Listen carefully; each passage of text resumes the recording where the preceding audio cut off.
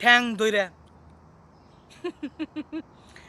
হ্যাঁ, তো আমাদের দেশে আপনি ভালো কিছু করবেন, এটা সুযোগ দিবেন। অনেকে বলতেছে দেখতেছি, হ্যাঁ আপনার বউরে দিয়ে এই ভিডিওটা করাইতে পারেন নাই। আরে ভাই, আমি ব্যবসা করি পোশাকের, আমি এটা খারাপ নজরে দেখতেছি না। এটা একটা পোশাক, সেটা মেয়ের হোক ছেলের হোক, আমি হাত দিয়ে ধরছি, এটা পোশাক, আমি এটার ব্যবসা করতেছি। এটা আমি মার্কেটিং করার জন্য ভিডিওটা করছি।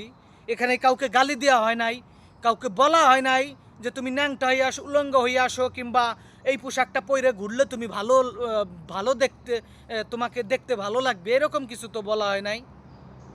এটা মেয়েদের পোশাক, এটা সবার লাগে, সবার জীবনযাত্রার জন্য এটা লাগে।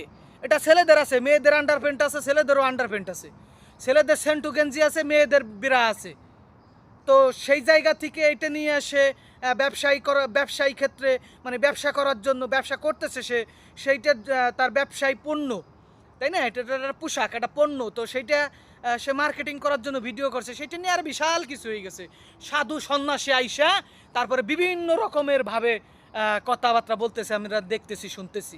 মানে আমার জ্ঞানে আমি যতটুকু পাইলাম, এগুলো অসুস্থ লোক। জুয়েল ভাইকে বলবো যে ভাই, এটা আমার দৃষ্টিতে আমি পোশাক হিসেবে দেখছি। আমরা যেহেতু একটা দেশে থাকি, এশিয়া মহাদেশের ভিতরে একটি উন্নত দেশ মালয়েশিয়া, এখানে মানুষের চলাচলতি দেখে আমরা যা শিখতে পেরেছি, আমরা যা বুঝতে পেরেছি যে আমাদের মাইন্ডসেট, আমাদের চিন্তা চেতনা সঠিক জায়গায় নিতে হবে। বাঙালির চিন্তা চেতনা একটু ভিন্ন রকম। এরা শুধু সমস্যা সৃষ্টি করতে পারে, সমস্যা সমাধান করতে পারে না। আপনি আপনার ব্যবসা চালাই যান, কারো ভালো লাগলে কিনবে, না লাগলে নাই। যেই সমস্ত বোনেরা, যেই সমস্ত ভাইয়েরা এটা বাজেভাবে নিছে, ওদের চিন্তা চেতনাই এরকম। ভারতের অক্ষয় কুমার সুপারস্টার, হ্যাঁ, ভারতের সুপারস্টার অক্ষয় কুমার ওই পেম্পাস নিয়ে একটা মুভি করেছিল। এটা মাইন্ডসেট ভাই, চিন্তা চেতনা সঠিক জায়গায় নাও। ওটা তার দরকার, সে একজন মানুষ, তাকে ওটা ব্যবহার করতে হবে, ওটা তার জন্য দরকার, ওইটা নিয়ে সে কাজ করতেছে। এখানে কি এমন অপরাধ করে ফেলেছে সে?